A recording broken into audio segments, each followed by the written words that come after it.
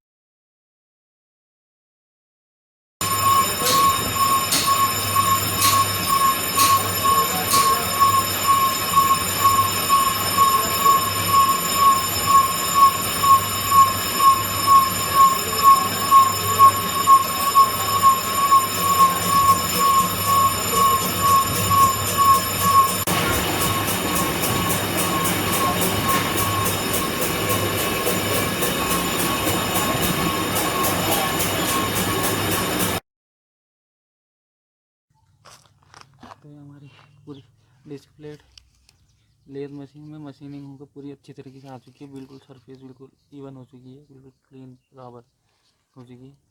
तो इस वाले डिस्प्ले को अभी मैंने वीडियो बनाने के लिए नकल से बाहर निकाला था, इसको हम नकल में अटैच करेंगे।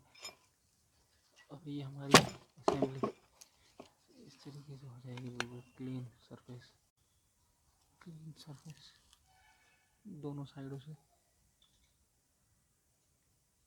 क्लीन हो